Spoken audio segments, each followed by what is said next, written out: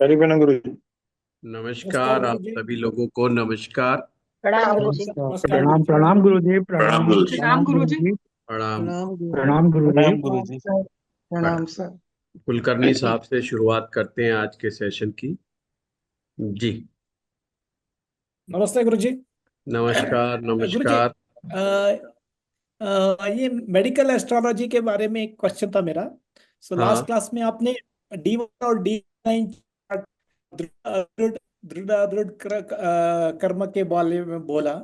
जी। इससे ये है, यदि लिब्रा असेंडेंट है, लिब्रा ठीक है। असेंडेंट में मंगल है और जी। सप्तम भाव में एरीज में शुक्र है ठीक है। और नवांश में दोनों स्थिर राशि में ही जाते हैं, तो ठीक है। शुक्र और मंगल कैसा हेल्थ को प्रॉब्लम देंगे और क्या सोल्यूशन मिलेगा? पहली पहली चीज तो हमें ये समझना है D1 चार्ट से कि जब हम कहते हैं सेवंथ हाउस के अंदर मेष राशि है और उसमें शुक्र ग्रह बैठे हुए हैं, तो हमें ये दिमाग में आ जाना चाहिए कि ये दो बातें एक साथ दिखा रहा है। एक तो हमारा जो हेड है, हेड को गवर्न करने वाला प्लेनेट का नाम शुक्र है। नंबर एक बात। नंबर दो बात, क्या शुक्र ग्रह मेष राशि को खराब करता है या मेष राशि शुक्र को खराब करती है? उस चीज को समझना होगा। अगर वो नहीं खराब करते हैं तो प्रॉब्लम नहीं है। कहाँ से रिलेटेड नहीं है प्रॉब्लम? हेड से रिलेटेड प्रॉब्लम नहीं। नंबर दो, क्या शुक्र हेल्थ पॉइंट ऑफ व्यू से सेवंथ हाउस को खराब करता है? तो नहीं करता है, क्योंकि सेवंथ हाउस उसका खुद का ही हाउस है शुक्र का। तो उसको तो मतलब सेवंथ हाउस से जो जो बीमारियां आ रही हैं उनको तो वो परेशान कर ही नहीं रहा है। अब प्रश्न उठता है कि क्या नवमांश के अंदर वो स्थिर राशि में है? अगर वो स्थिर राशि में प्रॉब्लम नहीं दे रहा है तो टेंशन ही नहीं है। वो तो जब है जब उसने बीमारी दे दी है। अब बीमारी दे दी है तो इसका मतलब वो सॉर्ट आउट नहीं होगा मैटर। दूसरा, आपने क्या मंगल का कहा था? क्या बोला था? मुझे सुनाई नहीं दिया था, आवाज कट गई थी। हाँ, मंगल लग्न में है। मंगल लगन में है कि तुला राशि में जब मंगल होगा तो तुला राशि क्या होगी?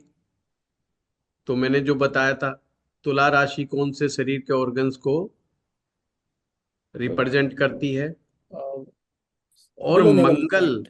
क्या उस तुला राशि में क्या चीज पैदा करता है? अभी आगे पढ़ाऊंगा।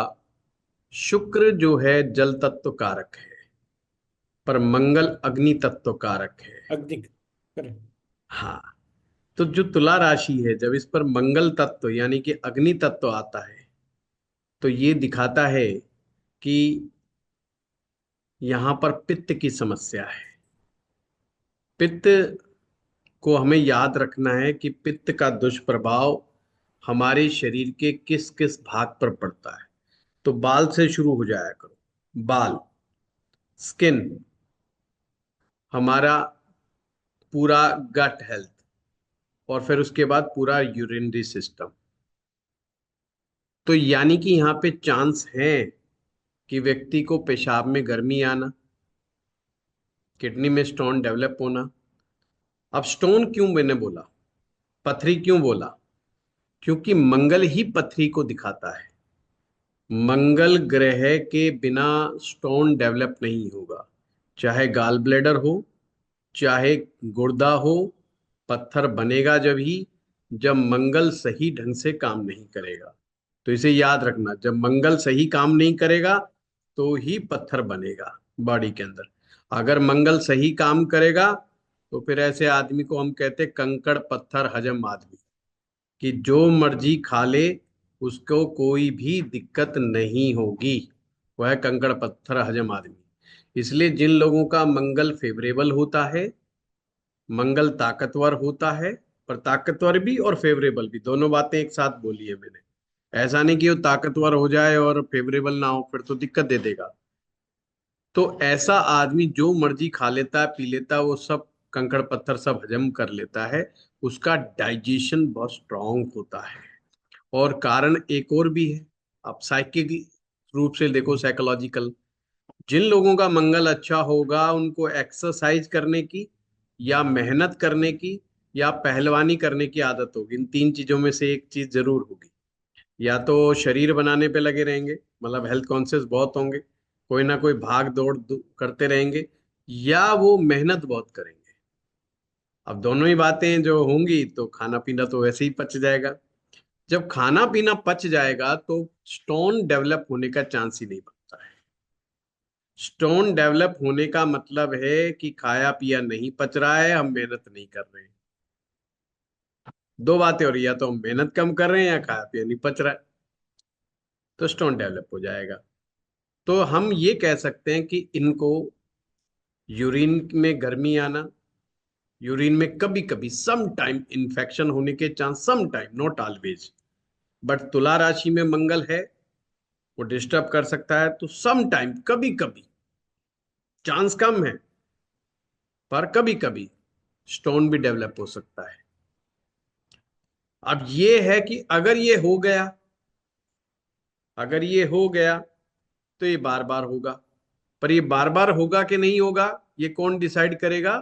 ये डिसाइड करेगा मोशन ऑफ मार्स प्लेनेट, कि मंगल का मोशन क्या है, वो मार्गी है, वक्री है, या स्टेशनरी है। अगर वो मार्गी है तो टेंशन मत पालो, चांस ही कम है होने के। और अगर वक्री है, हो गया, तो ये बार बार स्टोन डेवलप करवाएगा। सिंपल सी बात ऐसे। तो पहले हम सीधा वहां पहुंच जाएं, उससे पहले हमें बहुत छोटे छोटे टुकड़ों में उस बीमारी के करीब पहुंचने का प्रयास करना होगा। कि राशि क्या करेगी? अब आ गया पहला भाव। पहला भाव तो हेड लिखवाया था। हेड को भी गर्मी पसंद नहीं है। जैसे तुला राशि के organ, तो मैं यहां बोलूंगा तुला राशि के organ को गर्मी पसंद नहीं है। तुला राशि के organ को गर्मी पसंद नहीं है, वैसे दिमाग को भी गर्मी पसंद नहीं है। हम देसी भाषा में कहते हैं ना, अरे दिमाग ठंडा रख भाई, ठंडे दिमाग से सोच। क्योंकि दिमाग का काम है सोचना, और जब भी हम गर्म दिमाग से सोचेंगे तो हमारा दिमाग हमें गलत डिसीजन दे सकता है, इसके बहुत ज्यादा चांसेस है। दिमाग की गर्मी से हमारे रिश्ते बिगड़ जाते हैं, दिमाग की गर्मी से हमारा जीवन बिगड़ जाता है। तो यहां पर मंगल को कहेंगे भाई, ये दिमाग के लिए ठीक नहीं है। अब क्या दिमाग में गड़बड़ करेगा? नहीं। हमारा आंसर होना चाहिए कि गर्मी पैदा करेगा। तो प्रॉब्लम क्या हो सकती है? गुस्से की प्रॉब्लम हो सकती है। एक्शन का रिएक्शन बहुत फास्ट हो सकता है, जिसकी की रिक्वायरमेंट नहीं थी। तो ये क्या, ये कहां पर असर कर रहा है? ये उसके व्यक्तित्व पर असर पैदा कर रहा है। यानी उस व्यक्ति का व्यक्तित्व ही ऐसा होगा कि लोग कहेंगे अरे यार, इसको गुस्सा बड़ी जल्दी आ जाता है, 1 मिनट में तो ये हाइपर हो जाता है। और मंगल, जब भी जिन लोगों को गुस्सा जल्दी आता है उनको एसिडिटी की समस्या और ब्लड प्रेशर की समस्या जीवन में जल्दी होने के चांसेस हो सकते हैं। ये सब में संभावना है। पूरी मेडिकल एस्ट्रोलॉजी संभावनाओं को रिप्रेजेंट करती है। हमेशा ध्यान रखना, जब भी आप क्लाइंट को भी बात करें, खुद की अंडरस्टैंडिंग के लिए हम संभावनाएं तलाश रहे हैं। एक्यूरेसी आएगी अभ्यास के बाद, बहुत ज्यादा प्रैक्टिस के बाद आपको एक्यूरेसी आ जाएगी। ठीक है कुलकर्णी साहब? धन्यवाद गुरु जी। हाँ राजू जी, वेरी वेल गुरु जी। प्रणाम। ਗੁਰੂ ਜੀ ਮੇਰਾ ਕੁਐਸਚਨ ਹੈ ਹੈਲਥ ਰਿਲੇਟਿਡ ਸੀ ਵੀ ਆਪਾਂ ਲਾਲ ਕਿਤਾਬ ਤੋਂ ਕਿਵੇਂ ਪਤਾ ਕਰ ਸਕਦੇ ਹਾਂ ਵੀ ਬੰਦੇ ਨੂੰ ਕਿਹੜੀ ਬਿਮਾਰੀ ਹੋਏਗੀ ਤੇ ਉਹਦੀ ਕੀ ਰੈਮਡੀਜ਼ ਕੀ ਕਰ ਸਕਦੇ ਹਾਂ ਜੀ ਆਪਾਂ ਇਹਦੇ ਬਾਰੇ ਮੈਂ ਥੋੜੀ ਨੌਲੇਜ ਚਾਹੁੰਦਾ ਸੀ ਜੀ। नहीं, आपने, जहाँ तक मैं समझ पाया हूँ, आपने पंजाबी में बोला कि लाल किताब में तो बीमारी पता लगने के बाद रेमेडी हो सकती है। हाँ जी। फिर आगे का समझ में नहीं आया।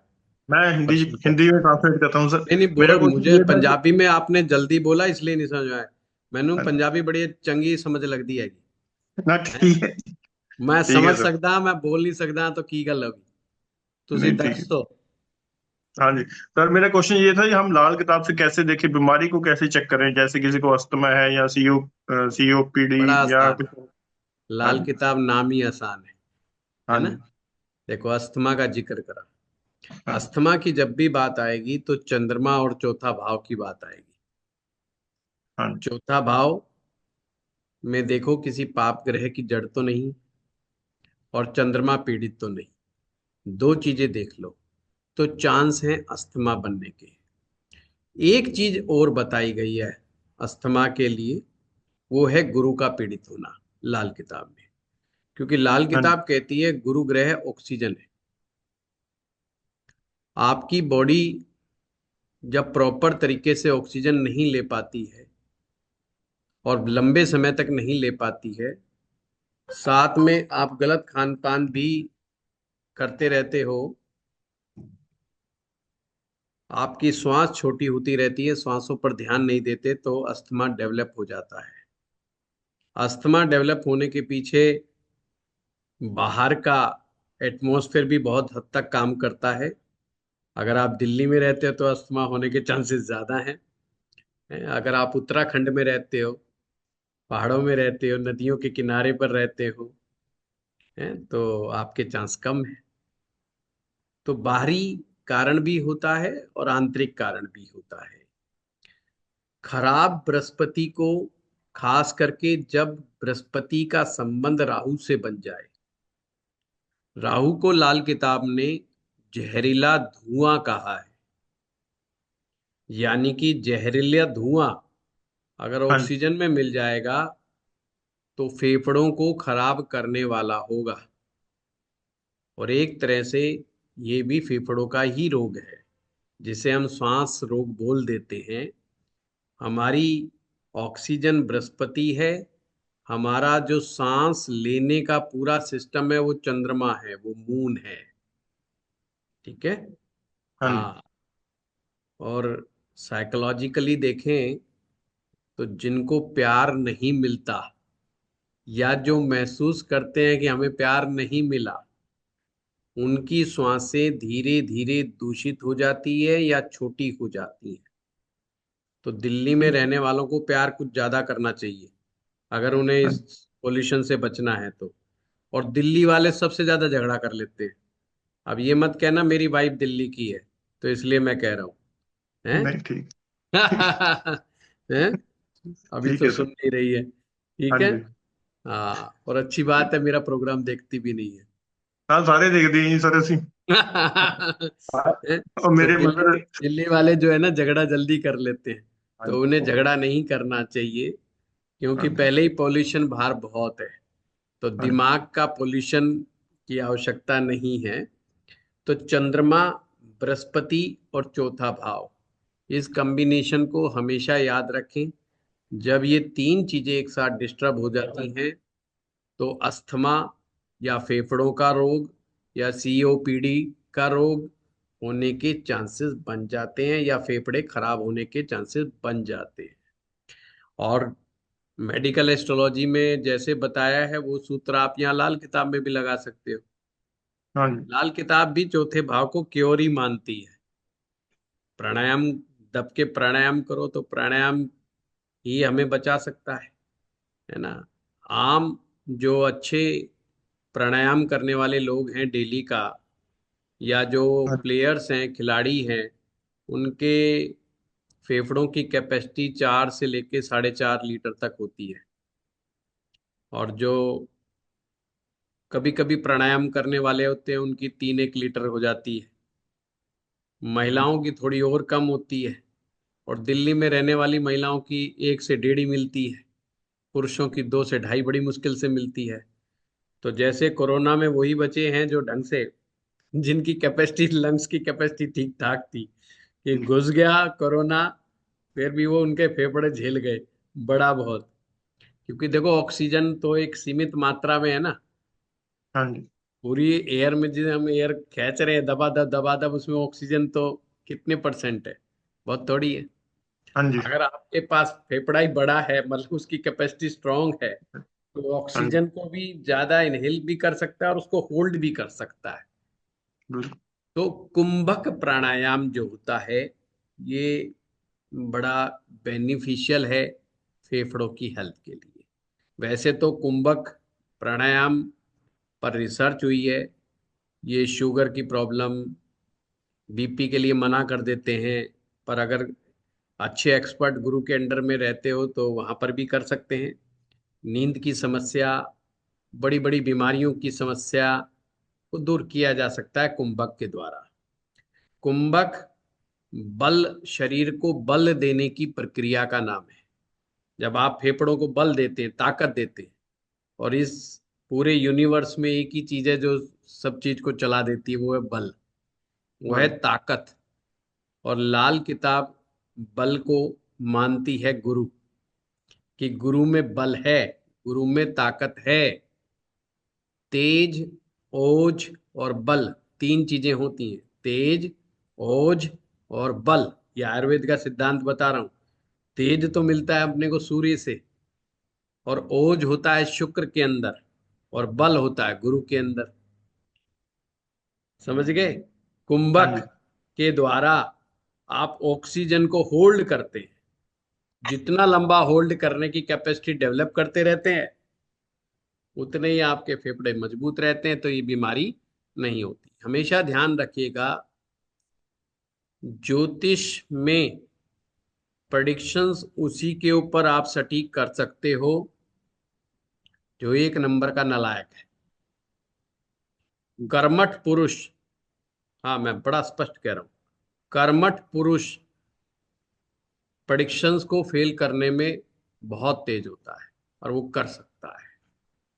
आपकी कुंडली सिर्फ ये दिखा रही है कि आपको ऐसी संभावना है, वो साथ में ही कह रही है अगर ऐसा नहीं करोगे तो ऐसा हो जाएगा।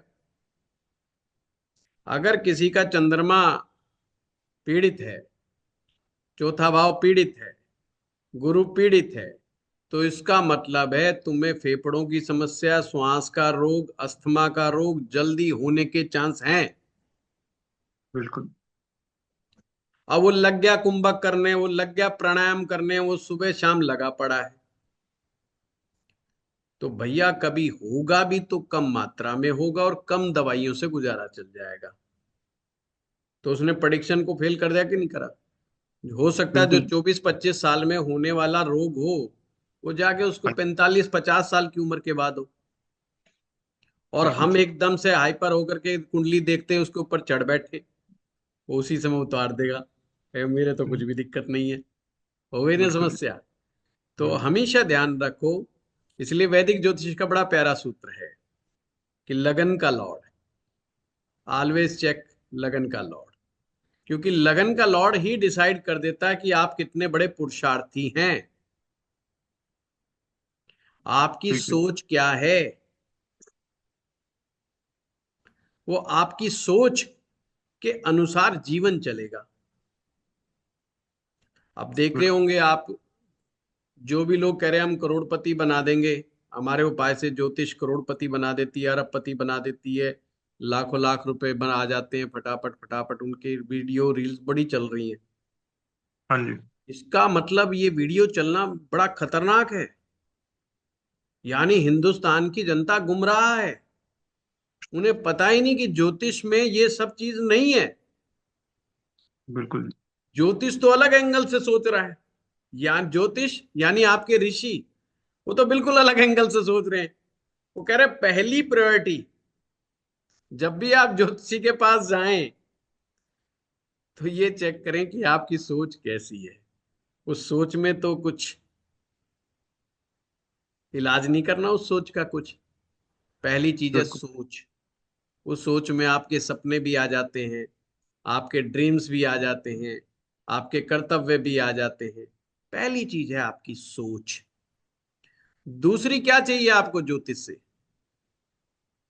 पहली क्या है, याद रखना सदा, करेक्ट। सोच। करेक्ट, आपकी सोच का करेक्टनेस होना बहुत जरूरी है। नंबर दो, मानसिक शांति, मेंटल पीस। मेंटल पीस बहुत जरूरी चाहिए। नंबर तीन, happiness in your life. Number बिल्कुल। चार, गुड रिलेशनशिप। नंबर पांच, आपकी हेल्थ। हम कह देते हैं कि पहला सुख निरोगी काया। निरोगी काया जब ही आएगी जब ये पहले ऊपर के चार सुख आएंगे आपके पास। पहले चार हटा दो आप, निरोगी काया हो ही नहीं सकती। सोच खराब कर दो, मानसिक शांति ना हो, जीवन में हैप्पीनेस ना हो, रिलेशन बढ़िया ना हो, निरोगी रह के दिखा दो। रोग के पीछे कारण ही यही है कि चार चीजें ऊपर की गड़बड़ है। अब किसी की एक गड़बड़ है, किसी की दो गड़बड़ है, किसी की तीन गड़बड़ है, किसी की सारी गड़बड़ है।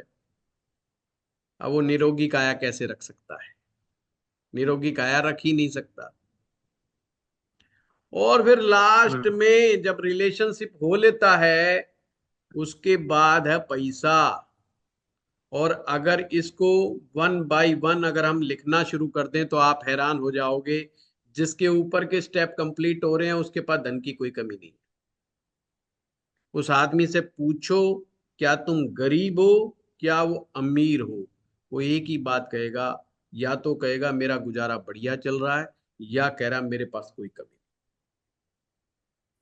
बिल्कुल और सही। जिनमें ये ऊपर के मरले खाली हैं, चाहे वो 5 लाख रुपए महीने कमाता हो, वो व्यक्ति अनसेटिस्फाइड मिलेगा। वो अपनी कैरियर की ग्रोथ से खुश नहीं होगा। वो अपने पास मिलने वाले धन से खुश नहीं होगा। वो अपनी गाड़ी से खुश नहीं होगा। वो अपनी बीवी से खुश नहीं होगा। वो अपने घर से खुश नहीं होगा। वो अपनी रिश्तेदारी से खुश नहीं होगा। बिल्कुल। दुनिया कहाँ भाग रही है? पैसे की तरफ, करोड़ों रुपए की तरफ। पर असली खजाना तो वहां है ही नहीं। धन तो वो खजाना है जो ऑटोमेटिक आता है। इसको खींच के लाने की जरूरत नहीं होती, खींचने खाचने से कुछ नहीं होता। ये सब खाम खाई का ड्रामा है। धन अपने आप आता है। हमारे ऋषि मुनि थे, उन्होंने, किसी ने नहीं लिखा कि मैं गरीब। किसी हाँ ऋषि जी। का वाक्य नहीं है कि हम गरीब हैं, कि हम बिल्कुल। बड़े गरीबी की हालत में रहे। उन्होंने कभी विक्टिम कार्ड नहीं खेला। और कभी वो लग्जरी में नहीं रहे। और लग्जरी में टिकते नहीं वो। महल में राजा बुलाता है तो रात शयन करना उनके लिए पाप था। शाम होते ही कह चल देते थे, कहते महल में नहीं रुकेंगे। दिन में जो मर्जी आवा भगत कर लो, फल खिलाओ, फ्रूट खिलाओ, खूब सेवा करो, पैर दबाओ, जो करना है करो। शाम हुई, अब हम घर चले। ये हमारे लिए नहीं है। उसके बावजूद उन्होंने कभी नहीं कहा जीवन के अंदर कि हम तो गरीब है साहब।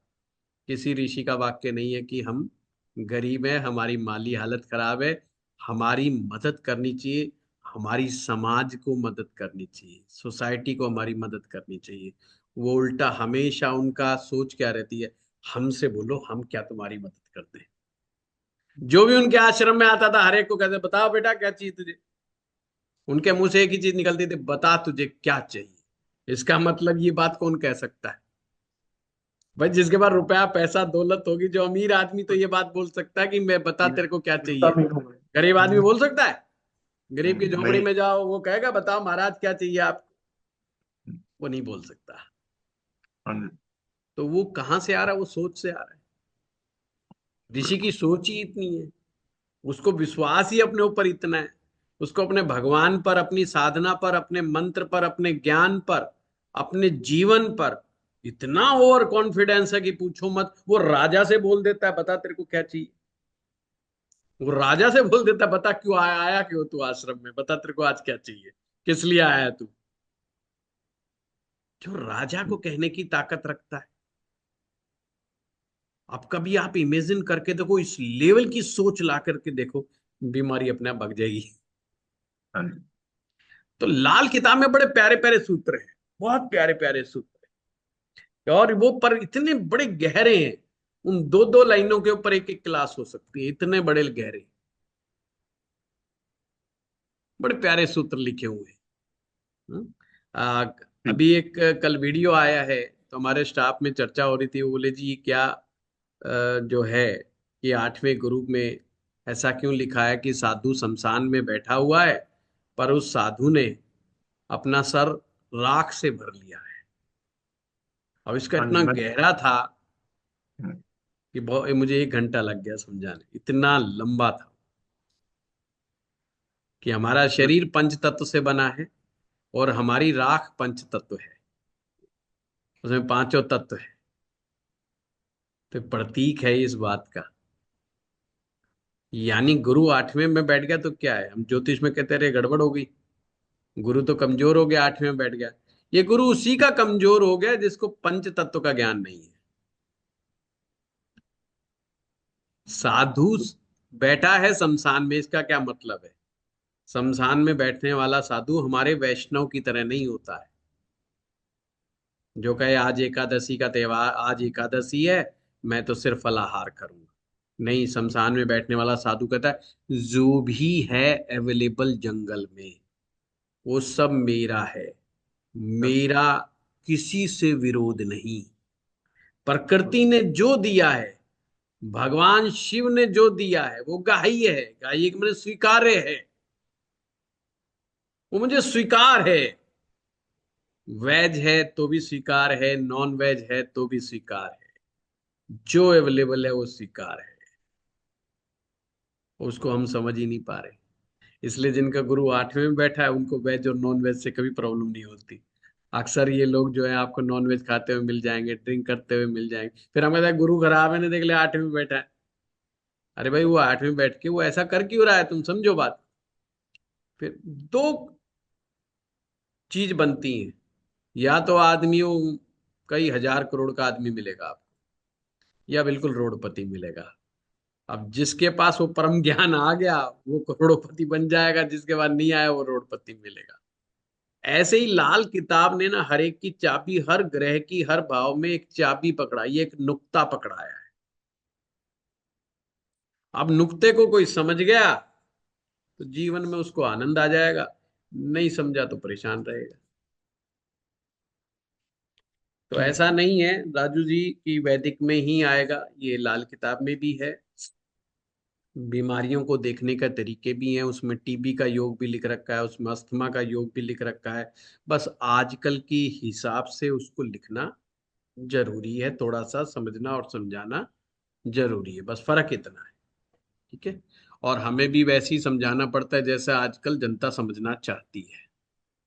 हाँ जी। अगर हम लाल किताब की भाषा बोलने लग जाएं तो किसी को समझ में नहीं आएगा, ठीक। बिल्कुल ऊपर से ही चला जाएगा, मामला ही ऊपर है। और नहीं तो सब लोग लाल किताब जो है खरीद के देखो, हाँ जी। और छोटे मोटे राइटर की नहीं, ओरिजिनल वाली पकड़ना है ना, जो होती सर, है उनमें जो लिखा हुआ है, और उसको फिर पढ़ के देखो कोई। और फिर समझ करके देखो, जब और भी पता चलेगा, फिर फिर आप मेरी कदर और भी ज्यादा अच्छी करोगे।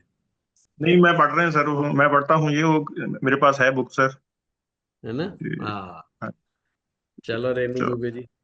Thank you sir, thank you very much. Ram Guru ji. गुरु जी, आपने इसमें बताया गायत्री मंत्र का नियम युक्त पाठ करें, तो इसका मतलब कैसे नियमित? क्या बताया था मैंने? गायत्री मंत्र का नियम युक्त पाठ करने। नियम युक्त? जी।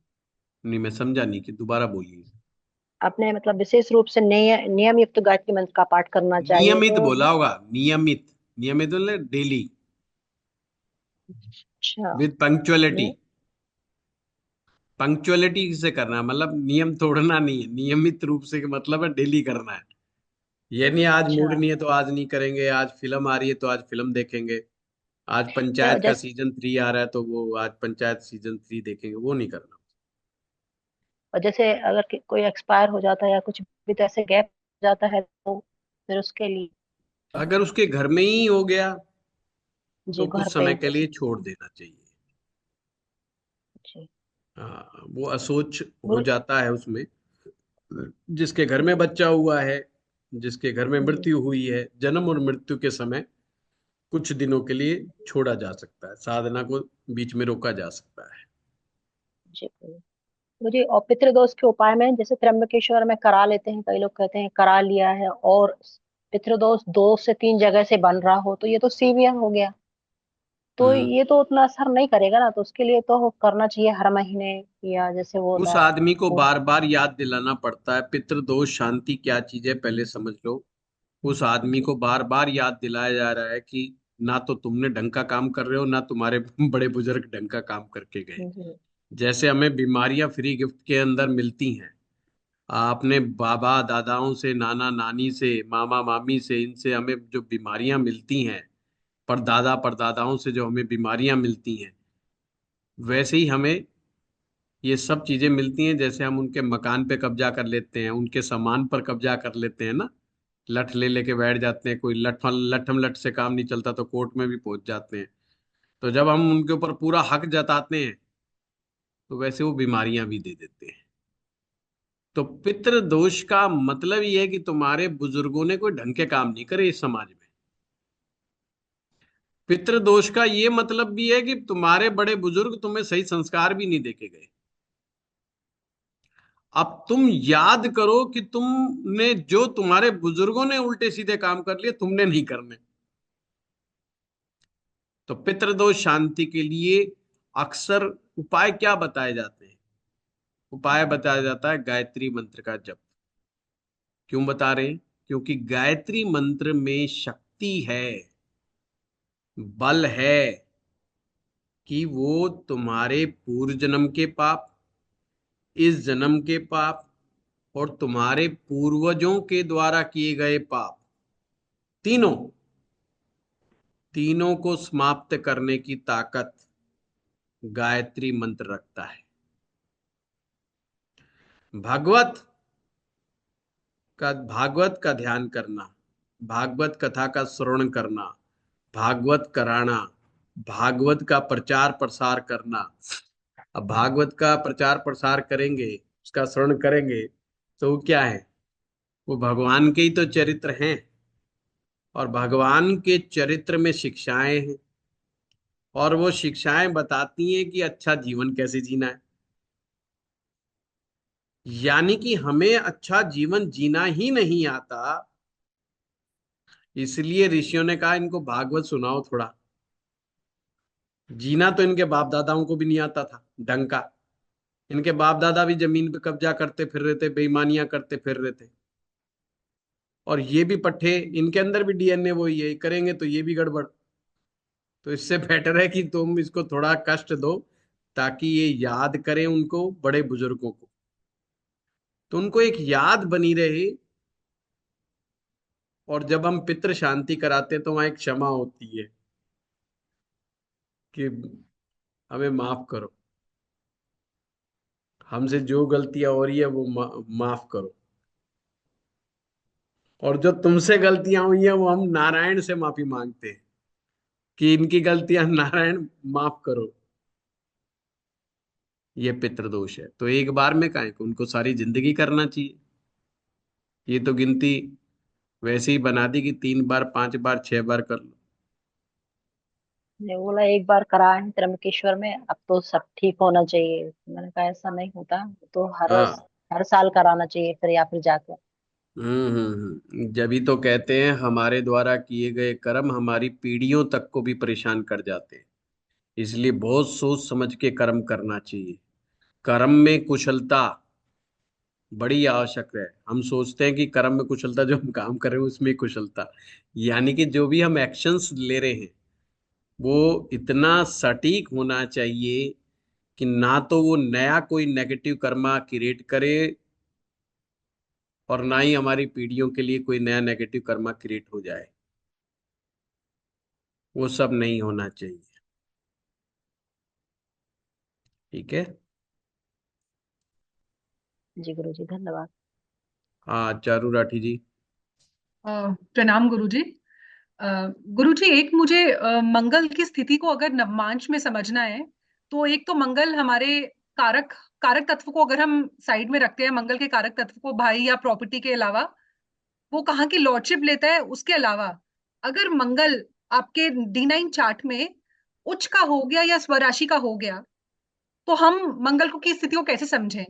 और दूसरा, हमने जब सर प्रश्न वो प्रश्न एक, ही गलत है चारू जी। अच्छा आपने जिस भाव का स्वामी है उसको भी कहा उसको साइड में रख दो। नहीं नहीं मंगल जिन मतलब चीजों मंगल जिन चीजों का कारक है उसको भी कह दिया साइड में रख दो। फिर नहीं नहीं उसमें बचा मुझे, ही क्या। अब इस हाँ पानी की बोतल में कहा है कि पानी भी निकाल दो और बोतल साइड में रख दो। अब बताओ बोतल के बारे में। नहीं नहीं मुझे बस मंगल अगर स्वराशि का है और मंगल अगर उच्च की राशि का है, तो दोनों में क्या फर्क आएगा। और मंगल ब्रह्मचर्य को भी दिखाता है, तो हम इसको कैसे समझे फिर। ब्रह्मचार्य को कैसे दिखाएगा, बड़ा आसान है। पहले तो ये बताओ चारू जी, अगर आपको एमएलए बना दिया जाए हिंदुस्तान के अंदर तो आपके बच्चों पर क्या फर्क आएगा। बहुत अगर फर्क आपको आएगा। हाँ। मिनिस्टर बना दिया जाए, कैबिनेट मंत्री बना दिया जाए, बच्चों पे क्या इफेक्ट आएगा। जितना मान सम्मान मुझे मिलेगा, बच्चों को भी उतना ही मिलेगा। बच्चों की भी इच्छाएं, इच्छाएं नहीं लेकिन मान सम्मान की प्रवृत्ति बढ़ जाएगी, लोग पर आपका सम्मानित। पर आपके बच्चे को तो कोई पद मिला नहीं। हम्म।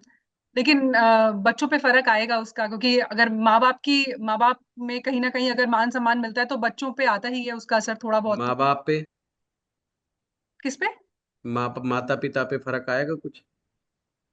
हाँ, क्योंकि हम अपने माँ बाप के नाम से जाने जाते हैं, तो उन ठीक पे है, भी आना चाहिए।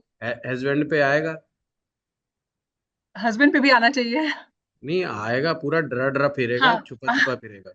हाँ, फिर क्या मजाल वो तू तड़ाक करके कह भी दे तो फिर तो आप करके बोलेगा दिन में 4 बार। हाँ, हाँ। तो सारी चीज सीन बदल गया, क्यों बदल गया। हम्म। क्योंकि आपको उच्च पद प्राप्त हो गया। तो बस उच्च ये पद। वैसा ही है। अच्छा। ग्रह को नवमांश में स्वग्रही हो गया, उच्च का हो गया, उसको उच्च पद मिल गया। हम्म। उसके मिलते ही कर्क लगन से बनता हूं तो पंचम भाव भी स्ट्रांग हो गया, दसम भाव हाँ, भी स्ट्रांग हो 10th गया। हाउस स्ट्रॉन्ग हो गया। हाँ। वो वो चाह के वो कुछ करे ना करे, पंचम की ताकत दसम की ताकत ऑटोमेटिक बढ़ गई। बढ़ गई। हाँ। जैसे कैबिनेट मंत्री बनने पर आपने बच्चों के लिए कोई लिख करके नहीं दिया कि इनको सम्मान मिलना चाहिए या इनकी ताकत बढ़नी चाहिए, आपने लिखा था क्या। नहीं लिख सकते, नहीं। कोई मंत्री हम्म। नहीं कहता। पर हम्म। ऑटोमेटिक हम्म। उनके बच्चे पुलिस वालों से ही बकवासबाजी कर जाते हैं। उनको हम्म। क्यों नहीं डर लगता, बाकी बच्चे तो बेचारा पुलिस की गाड़ी देखते ही भाग लेते, छिप जाते गली में। हम्म। उनके बच्चे को डर क्यों नहीं लग रहा। हम्म। बस ऐसे ही कारक का बल बढ़ जाता है, हाँ। यानी कि कारकत्व में बल आ गया। हम्म। जिस भाव का स्वामी है उसका। उसको बल मिल गया। हम्म। सिंपल बात है। हाँ, नहीं ये तो इसलिए मैंने कहा कि ये वाला पॉइंट तो समझ में आ गया, पर मंगल हाँ, यहाँ पे ब्रह्मचर्य का मुझे समझ में नहीं आया गुरुजी। बाकी तो समझा, इसलिए मैंने कहा साइड में, क्योंकि वो मेरे को समझ में आ गया था, इसीलिए मैंने कहा कि इस चीज पे गौर फरमाते हैं कि। मंगल ब्रह्मचारी क्यों। हाँ।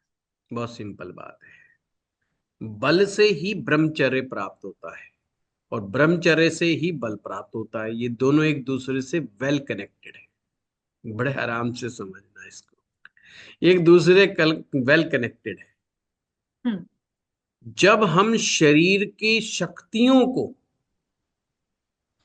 होल्ड कर सकते हैं और होल्ड करके सेव कर सकते हैं, मतलब उसको बचा सकते हैं, हम्म। वो ताकत जब हम डेवलप कर लेते हैं तो वो ब्रह्मचर्य है। मंगल के अंदर ये गहरा गुण है।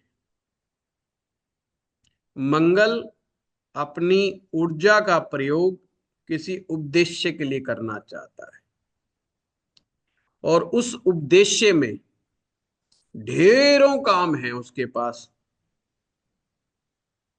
ढेरों काम है उसके पास। उन ढेरों काम करने के लिए मंगल की फिलॉसफी है कि मुझे परिवार नहीं पालना। अच्छा। परिवार से अगर मैं कनेक्टेड हो जाऊंगा तो मेरी ऊर्जा का उपयोग नहीं कर पाऊंगा। अब उसकी प्रायोरिटी क्या है मंगल की, तो आप चीज को समझ जाएंगे। मंगल कौन है, मंगल भूमि पुत्र है। हम्म। उसकी पहली प्रायोरिटी है भूमि की रक्षा करना। अच्छा अच्छा। फर्स्ट प्रायोरिटी भूमि की रक्षा। हम्म, और भूमि की रक्षा कौन करेगा? जिसमें बल होगा। बल होगा। बल किसमें होगा? जिसके पास ब्रह्मचर्य होगा। बल ब्रह्मचर्य दो प्रकार से होता है, एक मानसिक ब्रह्मचर्य, एक शारीरिक ब्रह्मचर्य। मानसिक ब्रह्मचर्य शारीरिक ब्रह्मचर्य से भी ज्यादा स्ट्रांग होता है। कोई व्यक्ति मानसिक रूप से ब्रह्मचारी है, उसके जैसा स्ट्रांग आदमी आपको देखने को नहीं मिलेगा। उसके जैसा फिर वो स्वामी विवेकानंद जैसे लोग पैदा होते हैं, हम्म रामकृष्ण परमहंस जैसे लोग पैदा होते हैं। मानसिक ब्रह्मचर्य अद्भुत क्षमताएं प्राप्त करता है, इसलिए उसका डिफेंस सिस्टम बहुत मजबूत हो जाता है। दूसरी प्रायोरिटी क्या है मंगल की? हारे का सहारा है, यानी सपोर्ट सिस्टम। कि जो भी मजलूम होगा, जो भी कमजोर होगा, जो भी गरीब होगा, मैं उसकी सपोर्ट में खड़ा हूं। जिसके साथ अन्याय होगा मैं उसके साथ खड़ा हूं, मैं अन्याय के खिलाफ लड़ूंगा। ये उसकी प्रायोरिटी है। अब उनमें से परिवार अभी शब्द नहीं आया है। उसकी जमीन, उसकी धरती, वो लोग जो किसी प्रॉब्लम में फंसे, जिनको आवश्यकता है और वो कमजोर हैं, और कोई बलशाली व्यक्ति उनको सता रहा है, वो उनके साथ जाके खड़ा हो जाता खड़ा हो जाएगा। है। ये उसकी अगली प्रायोरिटी है। तीसरी प्रायोरिटी क्या है? इच्छा, इच्छा शक्ति।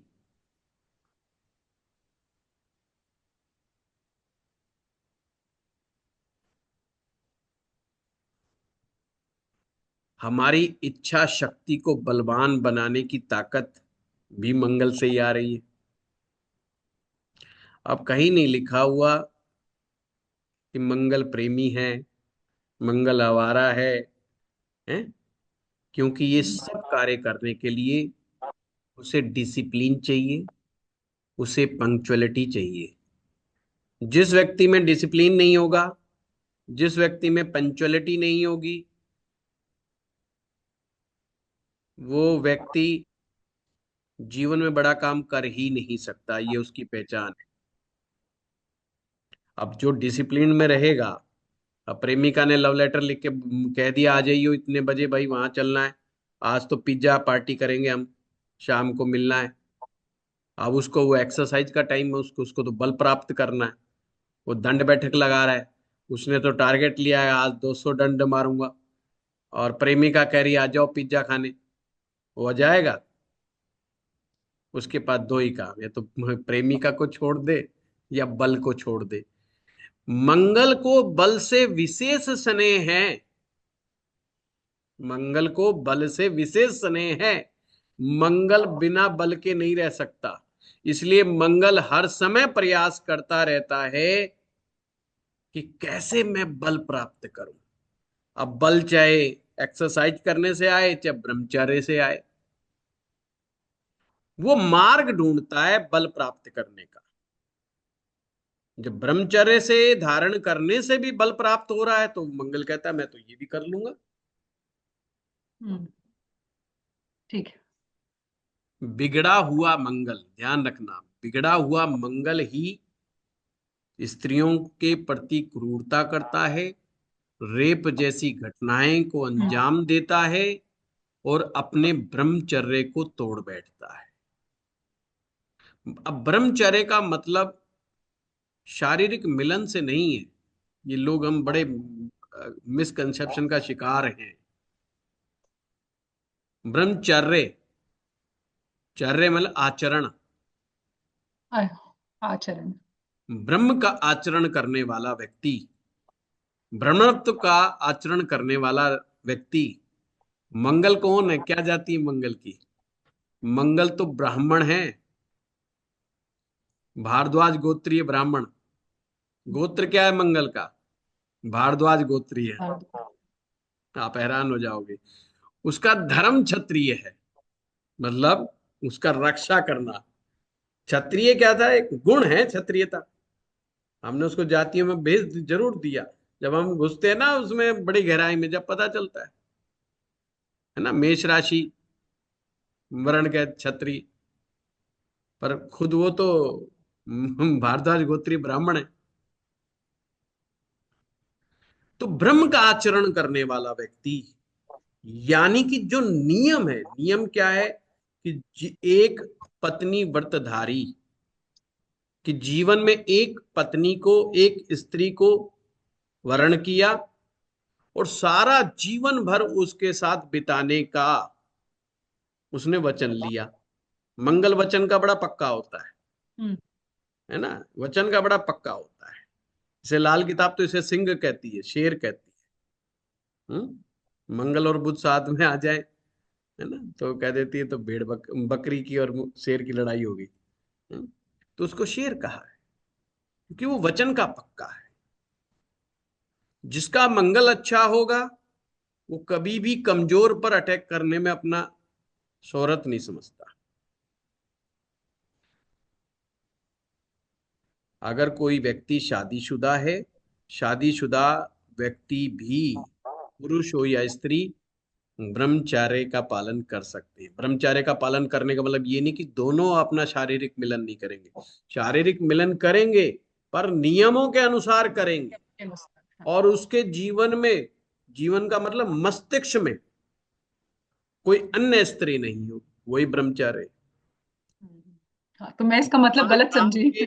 भगवान राम भी ब्रह्मचारी हैं, क्योंकि उनके मस्तिष्क में दूसरी स्त्री नहीं है, उनके जीवन में सीता के अलावा कोई दूसरा नहीं है। और सीता के लिए वो क्यों इतने मारे मारे फिर रहे हैं? तो उससे भी पिछले वाले युग में जाकर के देखो कि वो क्या थी सीता। वो उनकी शक्ति है, वो उनकी फेमिनी शक्ति है। सीता भगवान राम की फेमिनी शक्ति है, स्त्रैण शक्ति है वो। और केवल आ जाओ हाँ, प्रणाम प्रणाम प्रणाम। उसकी स्त्रैण शक्ति, सिंपल है। हम्म। तो ब्रह्मचारी होना के लिए मंगल की विशेष आवश्यकता है। कमजोर तबीयत का आदमी या जिसमें बल की कमी है वो कभी ब्रह्मचर्य का पालन चाह के नहीं कर सकता। यानी जिनका नीच का मंगल है, जिनका वक्री वक्री मंगल है, जिनका कमजोर भाव में बैठा हुआ या दुस्थानों में बैठा हुआ मंगल है, पीड़ित मंगल है, उनको आप जितना मर्जी ब्रह्मचर्य का पाठ पढ़ा लो वो नहीं कभी हो सकता। तो ये मंगल क्या काम आया हमारे? इससे हमें पता चल गया कि व्यक्ति का करेक्टर इस मामले में कैसा हाँ, है। सिंपल सी बात है। ठीक है गुरुजी, थैंक तो यू। Thank you. इतना आसान आसान है। अब इनके नोट्स बना लो, इनकी किताबें नहीं मिलती हैं हिंदुस्तान में अभी। हाँ, ऐसे सूत्रों की किताबें अवेलेबल नहीं है अभी तक तो। एकदम सही है, नहीं मिलती। हाँ, किताब अवेलेबल नहीं है इसकी, कहीं ढूंढते फिरो ना बाद में। हाँ, लीना धन्यवाद गुप्ता जी, गुरुजी। नमस्कार सर।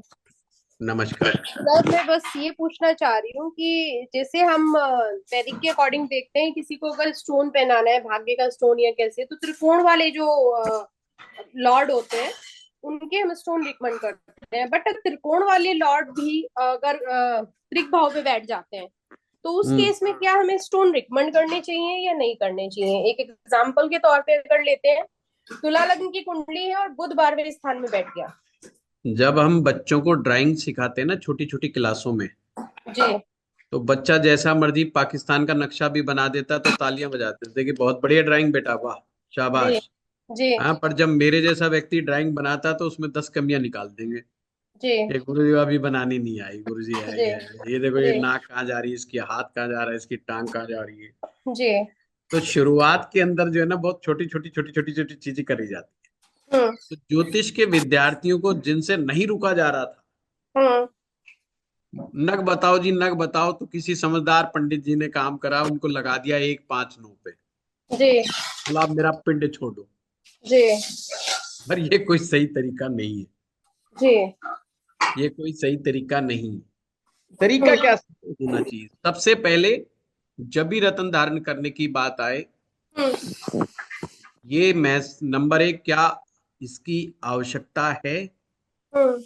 नंबर 1 क्या आवश्यकता है? नंबर 2 धारण करने का उद्देश्य क्या है? जी। जब तक ये दो चीज क्लियर नहीं है, हम्म। तो रतन धारण करने का कोई औचित्य बनता भी नहीं है। तो जैसे कल को हम्म भाग्य की बात कही, हम्म नवम भाव का स्वामी ठीक ठाक बैठा है। हम्म ठीक ठाक बैठा है, जितना मर्जी भाग्येश का रतन पहना लो, कुछ नहीं होने जाना। हम्म जब तक कि उस भाग्य को बढ़ाने वाली महादशा या अंतरदशा का उस व्यक्ति को साथ नहीं मिलता, उसके जीवन में चेंज नहीं आएगा। रतन धारण करने से कोई लाभ नहीं होने का। रतन धारण इसलिए करो, हम्म आपकी अच्छी दशा चल रही है, जो कि नवम भाव को एक्टिवेट कर रही है। जी। नवम भाव को एक्टिवेट किया, फिर हम्म भी व्यक्ति को भाग्य संबंधी कोई लाभ नहीं मिला। हम्म। भाग्य संबंधी लाभ का मतलब होता है उसे अवसर ही प्राप्त नहीं हो रहा है। जी। नए नए अवसर प्राप्त होना यही भाग्य है। हम्म। अच्छे लोगों का साथ मिलना, अच्छा बॉस मिलना, अच्छा गुरु मिलना, जी अच्छा प्लेटफार्म मिलना, जी यही भाग्य है। जी अब वो नहीं मिल रहा है और जी दशा भी चल रही है, जी। और आप देखते हैं कि नवम भाव का स्वामी कमजोर है, तो हम्म। भाग्य रत्न जरूर धारण कराएं। Okay sir. फिर भाग्य रत्न हम्म। चाहे 1 लाख का हो, चाहे 2 लाख का हो, चाहे 3 लाख का हो, जी 6 महीने के अंदर अपनी कमाई वापस दे देगा आपको। जी। और अगर ऐसे ही पहन के घूम रहे हैं मन को हम्म। खुश करने के लिए, तो फिर घूमे जाओ, फिर क्या दिक्कत है? नहीं सर, अब रही जैसे बात त्रिक भवन, त्रिक भाव में बैठे, बैठे रहने दो। त्रिक भाव में बैठे हैं, जब तो आवश्यकता पड़ रही है हम्म। हमें रतन धारण करने की। जी। सही जगह बैठे होते तो क्या जरूरत थी? क्या जरूरत पड़ती जी। बस तो सो लेकिन ये सर इन जैसे लोगों को ज्योतिष समझ में नहीं आया। हम्म दो चीजें होती है, एक होती हम्म है ज्योतिष समझ में नहीं आया, हम्म मतलब अंदर नहीं गया, खोपड़ी तक गया पर अंदर तक नहीं गया। हम्म। उन्होंने कंफ्यूजन के हालात में वीडियो बना दी कि 8वें में चंद्रमा बैठ गया, रतन नहीं धारण करना, छठे में बैठ गया वो नहीं बैठना, वो पाप के साथ बैठ गया, वो पुण्य के साथ बैठ गया। अरे यार, तुम मर्म को ही नहीं समझ पा रहे, करना ही काय को है? जी। अगर ठीक ठाक बैठा है, हम्म। काय को चक्कर में पड़ना? Exactly sir. दशा आने पर ही चीज फलित होगी, ये ध्यान रखना। जी। किसी ग्रह की ताकत को बढ़ाने से घटाने से ऐसे कोई लाभ नहीं। तो सर जैसे त्रिक भाव में बैठ जाता है, बट किसी का मान लीजिए आप बुध की बात करें, बुध है 27 28 डिग्री का, भाग्येश है, आप भले ही उसमें नहीं, बैठा है 12th हाउस। 27 28 डिग्री का नाम क्यों लिया? इससे ग्रह कमजोर हो जाएगा, ताकत बढ़ जाएगी, क्या हो जाएगा? नहीं सर, जैसे ये बोलते हैं ना डिग्री, जैसे प्लैनेट्स की भी एक एज होती है 0 to 30, तो 27 28 एज नहीं डिग्री। होती, एज नहीं होती, वो डिस्टेंस होता है जो कवर करना डिस्टेंस होता सर, डिस्टेंस जो है। वो कौन सा 120 साल की उम्र की लिखवा के? वो तो सदैव अमर है, उनकी तो जी ये लॉन्जेविटी का कोई मैटर ही नहीं है। जी। तो सर जैसे ये है कि अगर 27 डिग्री का है तो थोड़ा उसका, अगर हम देख रहे हैं D9 में भी उसका बल कम है, हम्म तो लेकिन भाग्येश का स्वामी है, तो हम्म भाग्येश है, तो उस हम्म। कंडीशन में पहनाना चाहिए कि नहीं पहनाना चाहिए? क्योंकि भाग्य तो बढ़ेगा लेकिन कहीं ना कहीं मुझे 12th कई हाउस बार में बैठ। जी। महसूस होता है कि मुझे भी एक ज्योतिष की प्राइमरी क्लास लेनी चाहिए। हम्म। इसका नाम होना चाहिए बाल ज्योतिष, हाँ। बच्चों का ज्योतिष। जो जी। हो तो सारे बड़े बड़े, बच्चा नहीं हम्म होना चाहिए उसमें, पर हम्म वो बाल ज्योतिष सीखें, हम्म जिसमें उनके ये मिथ हैं जो डिग्री वाइज। मेरे पास अभी परसों कोई आया कि मेरा फलाना ग्रह 29 डिग्री का है। हम्म मैंने कहा फिर? बोला जी वो तो मर्त अवस्था को प्राप्त हो गया। मैंने कहा भाई, हमारे यहाँ तो जब मरने वाला आदमी होता है तो गंगा जल पिलाते हैं। बोला जी कोई उपाय बताओ। मैं भाई, मरने वाले को गंगा जल दिया जाता है, और तो क्या देंगे? हैं, मरने के बाद देसी घी दे दिया जाता है। अब तू बता तेरे को क्या इच्छा है क्या देने की। जी। ये सब मिथ हैं। हम्म। मिथ, वो समझाना कुछ चाह रहे थे ऋषि, हमने कुछ का कुछ समझ लिया। हम्म। डिग्रियां आपको बताती हैं निश्चित रूप से कि ग्रह को बल कितना, इसीलिए कहा गया है कि सूर्य उच्च का है तो भाई इतने डिग्री से 10 डिग्री के बीच में है, अगर वो मेष राशि में तो उच्च का है। उसके हाँ। बाद वो उच्च का पूरा परिणाम नहीं दे नहीं पाएगा, देगा। उसके जी। परिणामों में पर डिग्री के हिसाब से कमी हो जाएगी। हम्म। अगर नीच का है तो उसकी भी डिग्री फिक्स कर दी, भाई इतने से लेके इतने तक की डिग्री का बीच में है तो वो नीच का माना जाएगा। अगर हम्म। वो नहीं है तो फिर वो नीच की नीचता उतनी नहीं है। नहीं देगा। हाँ। अब मान लो तुला राशि में 17 डिग्री का या 18 डिग्री का सूर्य बैठा है, हम्म। भाई वो नीच के परिणाम नहीं दे पाएगा पूरे से।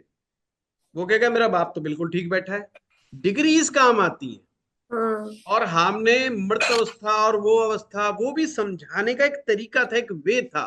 पर हम्म। उसको जब हम फलादेश करते हैं, फलादेश में हम पूरी तरह से चूक गए, हम गलती खा गए। हम्म। मृत अवस्था वो अवस्था वो गलत नहीं है, वो ठीक है, पर वो समझाने के लिए कुछ और समझाने के लिए चीजें थी, हमने उसको उसमें ले लिया। है ना। तो मैं अक्सर इसका एग्जांपल देता हूँ, भाई 29 डिग्री का ग्रह आ गया, 28 डिग्री का ग्रह आ गया, हो सकता है वो आपकी कुंडली का सबसे हाईएस्ट डिग्री का प्लेनेट हो। आत्मा फिर कारक बन बेचारे जाए। जैमिनी ऋषि क्या करेंगे, वो उन्होंने जी। तो कहा है जो कुंडली का किंग है वो आत्मा कारक ग्रह है। आत्मा कारक। जी। फिर वो बेचारा किंग कहाँ जाएगा। हम्म। यानी कि हम जैमिनी ऋषि जी को ही काटा मार रहे हैं, हम्म। अगर हम मृत अवस्था का कह रहे हैं तो। जी। तो ये उन्हीं के लिए जिनको बेसिक ज्योतिष तक जिन्होंने रट्टा मार के पढ़ा और वो पढ़ाने घुस गए, हम्म। उन्होंने एक कबाड़ा कर दिया। ओके। फलित लोग सोचते प्रेडिक्शंस को, जी। फलित अपने आप में एक विषय है। फलित के मास्टर्स हिंदुस्तान में बहुत बहुत कम है। हम्म। वैसे गली गली में बैठे हैं, कमी नहीं है। पहले कहते थे ना अपने सिटी में सबसे ज्यादा वकील मिलते जी। हैं, अब वकीलों से ज्यादा ज्योतिषी हैं। हाँ। और एग्जैक्टली। वो अच्छी चीज है, वो जी। बुरी बात नहीं है उसमें। हम्म। मेरा ये मानना चाहिए, ज्यादा ज्योतिषी होने का मतलब है हमारा समाज ज्यादा सभ्य हो जाना चाहिए, हम्म। ज्यादा सुसंस्कृत हो जाना चाहिए, और हम्म। लोगों के जीवन में अच्छे बदलाव आने चाहिए। जी। तो हम समझ जाएं कि भाई हाँ ज्योतिषी अच्छे हो रहे हैं। पर मैं तो देख रहा हूँ लोगों का दिमाग ज्यादा खराब हो रहा है ज्यादा ज्योतिषी होने से, और फायदा लोगों को कम हो रहा है ना। जी। और अब मेरी तो क्लाइंट से तो हंस नहीं सकते आप लोगों के सामने, तो मैं हंस लेता हूँ, है ना। जी। अब क्लाइंट तो बुरा मान जाएगा, वो बेचारा ऐसे ऐसे प्रश्न लेकर के आता है कहाँ कहाँ से रील देख करके। तो इससे पता चलता है कि कितना मार्केट में भ्रम की स्थिति, भ्रम जाल की स्थिति फंसी हुई है। तो जी। बिल्कुल चिंता ना करो, अगर नवमांश में वो कमजोर है, जी। अब वो कमजोर चाहे वो 5 डिग्री का है चाहे वो 28 डिग्री का, कमजोर है तो कमजोर है। तो देखो प्लस लक्षण मिलाना मत भूलो। जी। अगर भाग्येश बुध है हम्म। और आपको लग रहा है भाग्येश कमजोर है हम्म। और रतन पहनाना चाह रहे हो पन्ना, हम्म। तो पहले लक्षण मिला लो। जी। उसको बैंकिंग की कितनी नॉलेज है, अगर उसको ये, अगर 10वीं फेल होकर के भी उसको ये पता है कौन सा शेयर मार्केट में इस बार चढ़ रहा है और कौन सा उतर रहा है, समझ लो बुध एकदम बहुत मस्त अच्छा है। है। हाँ। अगर वो 1 मिनट में हाथ जोड़ लेता है, 1 मिनट में पैर पकड़ लेता है, और 1 मिनट में आंख दिखा देता है, तो गंगा खराब है। गए गंगादास, जमुना गए जमुनादास, तो बुध फर्स्ट क्लास। जी। जब बोलने आता है तो शहद टपकता है जबान से, हम्म। है। बीवी को देखते ही एकदम गाली गलौज पे उतर आए, है। बुध तेज है। और बीवी जैसे ही मायके जाने लगे एकदम लंबा लेट जाए, कहते तेरे बगैर मैं नहीं जी सकता, तू इधर गई मैं उधर कूदा, और मेरी इस जन्म की भी तोबा, मेरे अगले जन्म की भी तोबा, जे दोबारा गलती कर जाऊं तो। हम्म। बीवी भी गए यार, इससे अच्छा आदमी तो नहीं मिल सकता दुनिया में कोई दूसरा। ना तेरा बाप ऐसा था, ना तेरा भाई ऐसा। वो बेचारी वो पिछला पास्ट ही तो देखेगी। वो कहेगी जी। कितना गजब का आदमी पैर पकड़ के बैठा है, ऐसा कोई पति होता है? तो तुरंत मना के ले आए, 20 रुपए के गोलगप्पे खिलाए और एकदम सारा माहौल शांत कर दे, 2 घंटे में सीन बदल दे। बुध हम्म। अच्छा है। कोई मतलब नहीं बनता कि वो कितने डिग्री पे है, कहाँ है, नवमांश में कहाँ है, छठे में, आठवें में, टेंशन मत लो। जी। उसको क्या जरूरत है पहनाने की? जी। अगर किसी को समझा रहे हो बार बार, बेटा तू गलती कर रहा, गलती कर रहा, फिर भी खोपड़ी में नहीं आ रहा, बुध खराब है। जी। किससे कब कहाँ क्या बोलना है उसको अगर नहीं होश है तो उसका बुध खराब है। हम्म। अगर उसे फाइनेंस का नहीं पता, उससे पूछो एफडी का रेट क्या है, बोला पता करना पड़ेगा, या एफडी करवाई तो है पर उन्होंने कितने की बनाई थी पता नहीं चल रहा मुझे यार। अब 6.5 थी, 7.5। हम्म। यानी उसकी मेमोरी पावर भी ऐसी ही है। हम्म। एफडीआं करवा रखी है उसने, पर उसे नहीं पता कौन सी एफडी पे क्या इंटरेस्ट मिल रहा है। हम्म। वो 10वीं फेल आदमी जिसका बुध अच्छा है, उसको एक एक एफडी का पता है, ये 7.25 वाली थी, ये 7.30 वाली थी, ये 6.5 वाली थी, इसको मैं बदलवाऊंगा, इसको मैं कराऊंगा। क्योंकि उसने एक बार किसी समझदार बाबू से सीख लिया, और वो हम्म। सीखते बड़ी जल्दी। जी। वो उस समय बाबूजी के पास समोसे खिलाएंगे बड़े प्यार से, कचौड़ी पकौड़ी खिलाएंगे, और कहेंगे बाबूजी तुम ही हो मेरी जिंदगी में जो आए हो, मुझे भी हम्म। थोड़ा एफडी का रहस्य समझाओ। और बड़े प्यार से उससे एफडी का रहस्य समझ लेंगे, और आगे तक सारी जिंदगी उन एफडीओ से खेलते रहेंगे। ये बुध अच्छा है। जी। सास कहेगी इससे अच्छा दामाद नहीं, साली कहेगी इससे अच्छा जीजा नहीं, और पत्नी कहेगी आदमी गंदा है परंतु इस छोड़ के जाने का मन करता नहीं। मैं आज तक इसको समझ नहीं आई हूं कब ये क्या कर देता है। समझ रहे हो? बुध अच्छा है कहीं को। हर ग्रह का लक्षण है, हम बिना लक्षण मैच करे उठा करके बोल देते हैं जा भाई कर ले। तो फिर याद रखो, 159 जिंदाबाद। हाँ। दुकान चलानी है तो दुकान चलाने के लिए 159 जिंदाबाद है ही। सर लेकिन है? जैसे कुछ लोगों में मिलता है कि कुछ चीजें हैं, मेमोरी शार्प है, चीजें अच्छी है, बट हाँ बैंकिंग का उतना वो बोलते हैं टिप्स पे नहीं है चीजें, तो उनके उस केस में क्या करेंगे कि कुछ ऐसा तो नहीं लक्षण होता, मिल रहे हैं? ऐसा नहीं होता, ऐसा नहीं होता। ओके। बैंकिंग की बात इसका मतलब वो बताना नहीं चाह रहा बस। अच्छा। ये बावले मिनट में बन जाते हैं जब इनको कुछ नहीं बताना होता। है ना, ओके। हमारे एक मिनिस्टर थे, वो जब जेल में पकड़े गए, वो उनकी याददाश्त चली गई एक दिन। अब जैसे ही वो वापिस आए उनकी याददाश्त लौट आई है एकदम से। वापस आ गई।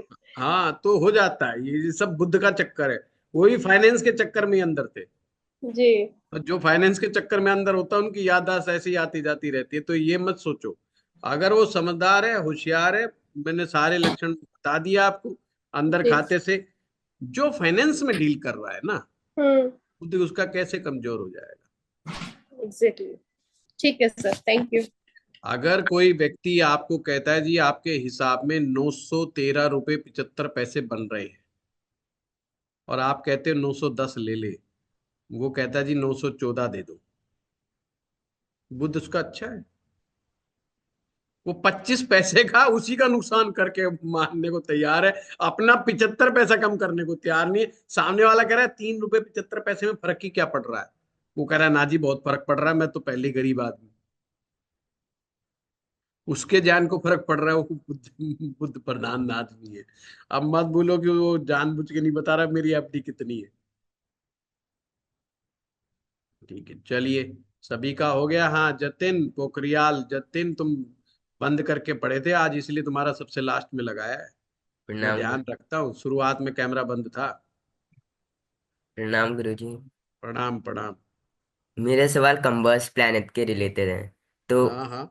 इसमें मुझे ये कंफ्यूजन है कि कंबस्ट प्लैनेट को इतना बुरा क्यों माना जाता है, उसका पास्ट लाइफ से क्या कनेक्शन है? कि वो डिलाइबरेटेड जो प्लैनेट है नीच भंग तो उनका भी हो जाता है, लेकिन जो कंबस्ट होता है वो ज्यादा दिक्कत है। जतिन जला हुआ आदमी बेचारा क्या करेगा।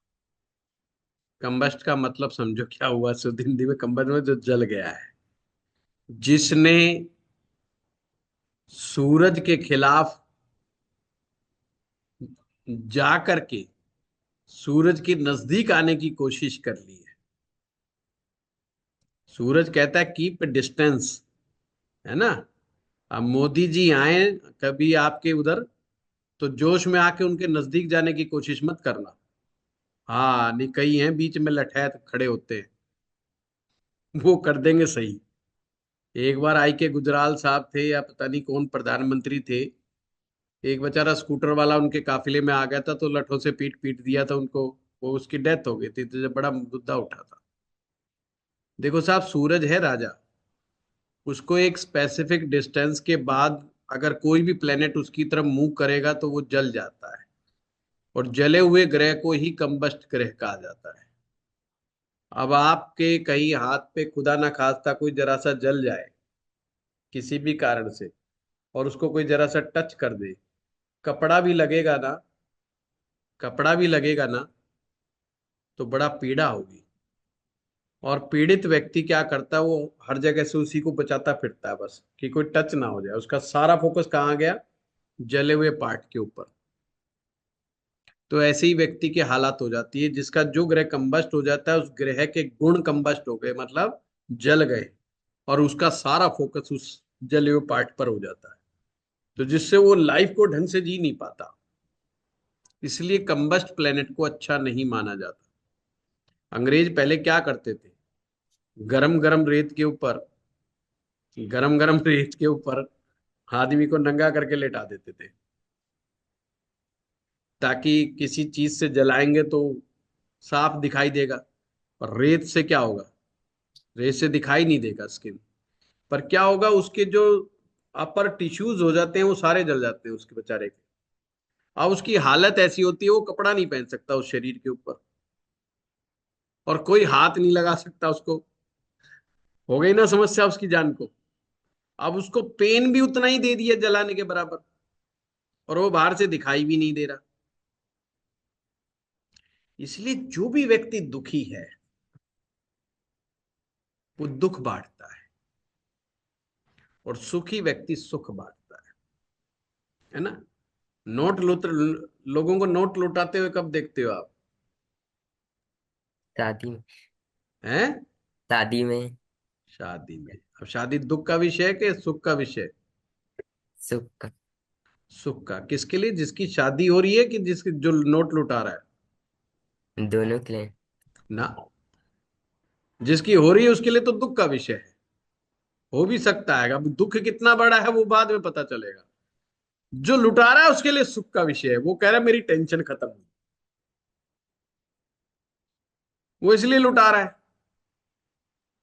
लड़के वाले लुटाते हैं कि लड़की वाले लुटाते हैं पैसा? लड़के वाले। हाँ, पर क्यों लुटा रहे हो? सोचना इस विषय पे बड़ी गंभीरता से।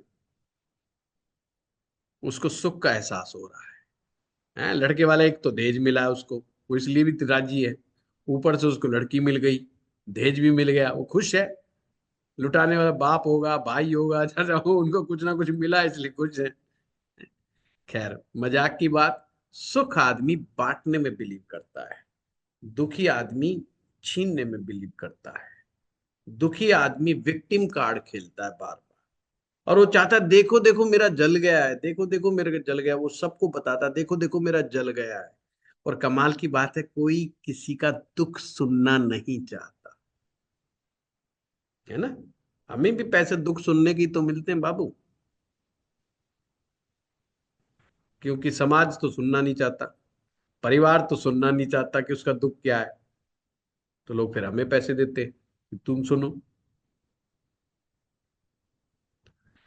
तो दुख कोई सुनना नहीं चाहता, सुख सब सुनना चाहते हैं।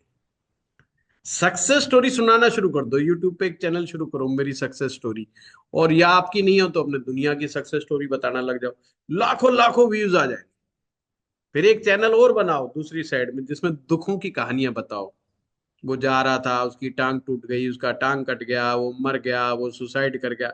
आदमी दो चार बार तो देखेगा, वो कहेगा अभी इस आदमी की शक्ल नहीं देखी, ये बार बार टांग कटने की, मरने की, कटने की बातें करता है, ये कोई मतलब नहीं बात है ना। और ये बढ़िया चैनल बनाओ जिसमें हो कि ऐसा उपाय जिससे आपकी दो शादियां हो सकती हैं, तीन शादियां हो सकती हैं। बहुत सारे मर्द फॉलो करने लग जाएंगे, बीवी से छुटकारा कैसे पाए। तो देखो कितना उस पे एकदम से लाखों लाखों करोड़ों करोड़ों आ जाएंगे कि नहीं आ जाएंगे। हाँ। बस कंबस्ट ग्रह के बारे में यही याद रखो, दुखी आदमी दुख बांटता है, सुखी आदमी सुख बांटता है, और जो कंबस्ट ग्रह है वो दुखी ग्रह है। वो अपने कारकत्व का दुख बांटेगा, वो आपको अपने कारकत्व से रिलेटेड दुख देगा, कष्ट देगा, इसलिए उसको अच्छा नहीं माना जाता। ठीक है ना। मैं महसूस करता हूँ मुझे अब लाइव क्लास कराने का समय आ गया है, अपने घर पे बुला करके प्लीज और ये गुरु जी। बाल ज्योतिष सिखाना पड़ेगा। लोगों में बड़ा ऑनलाइन से शुरू में जब ऑनलाइन क्लासेस आई मैं बड़ा खुश हुआ। मैंने कहा यार बड़ा अच्छा साधन हो गया। पर मैं देख रहा हूँ और लाखों लोगों ने सीख रहे हैं, लाखों लोगों का बड़ा इंटरेस्ट बढ़ा, लोगों के जो जिज्ञासा थी सीखने की ज्योतिष वो पूरी हो रही है। पर मैं फिर सोच रहा हूँ सीख तो कोई नहीं रहे, इतने कोर्स कर रहे हैं, इतने कोर्स कर रहे हैं, इतने तमाम कोर्स कर रहे हैं, फलादेश करते समय बेचारे फंस जाते हैं बुरी तरह। फंस क्या जाते हैं, कंफ्यूज बहुत है, मिथ्स बहुत है दिमाग, ये बड़ी समस्या है। तो मैंने कहा भाई ये तो कुछ और ही देखना पड़ेगा, तो इसके बारे में भी मैं विचार करता हूँ।